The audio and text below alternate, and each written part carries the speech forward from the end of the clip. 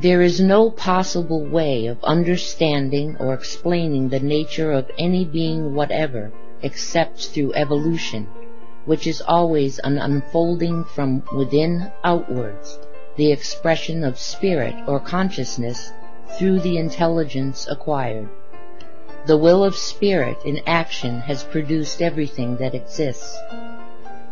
If we understand that intelligent will lies behind everything that exists, is the cause of everything that is the creator in the universe, we may perhaps gain some idea of what is necessary for us to know in order properly to use our powers.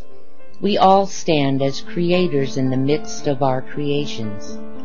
There are creators below us in the scale of intelligence.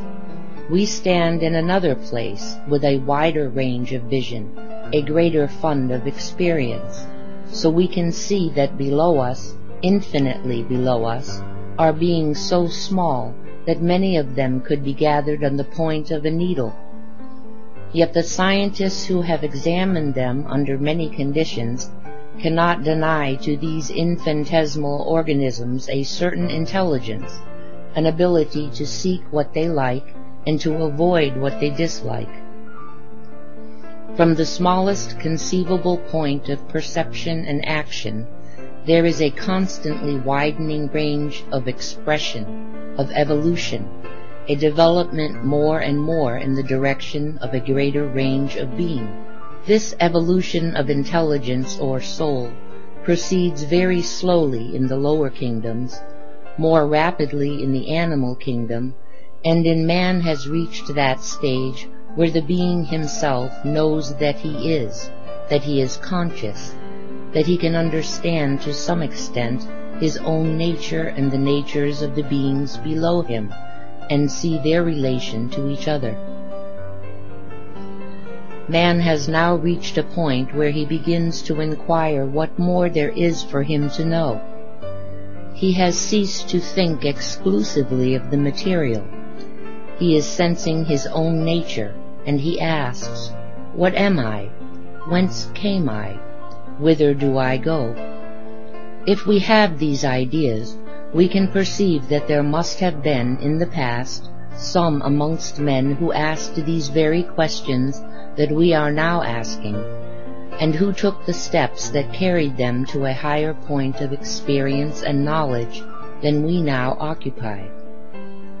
It is these very beings now above us who form a stratum of consciousness, of knowledge and power that we have not, men who have passed through the stages we are now in.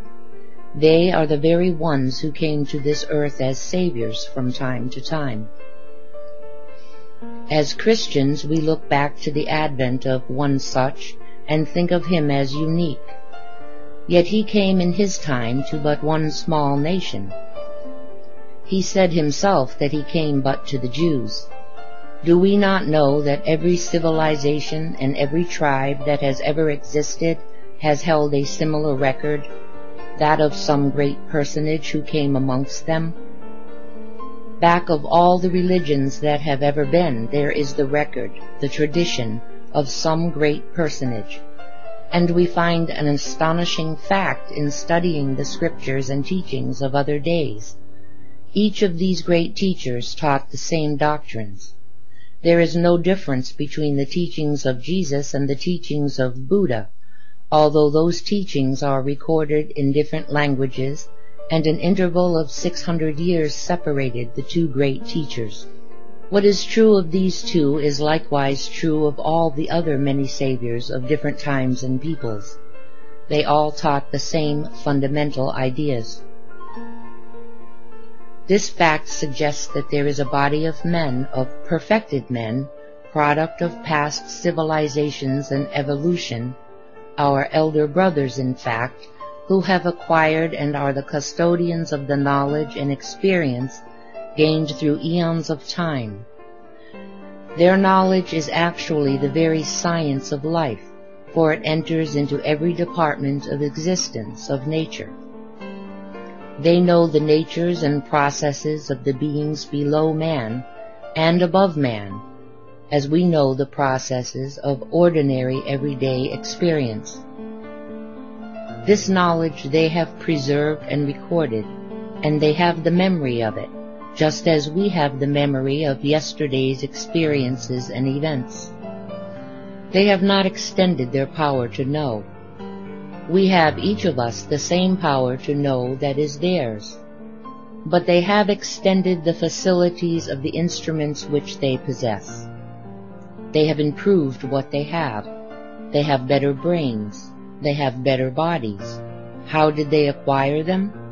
By fulfilling every duty which faced them, regardless of what came to themselves. They thought nothing of acquiring power and knowledge for themselves.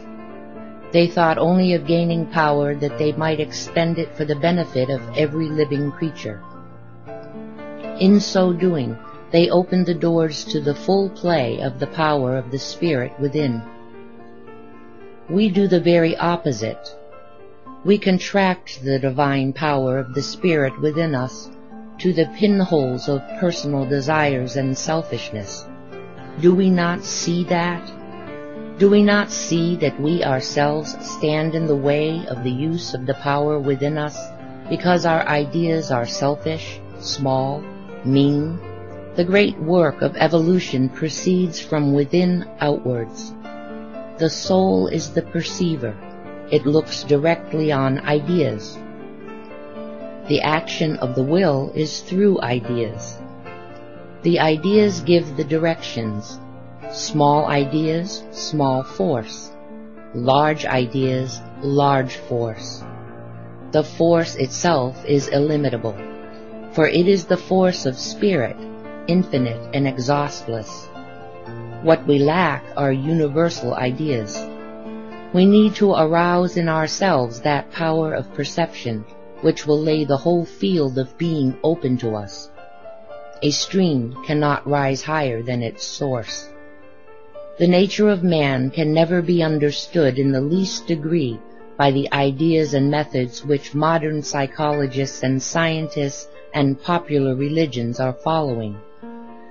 They all proceed from the basis of physical life, many of them from the basis of one life only.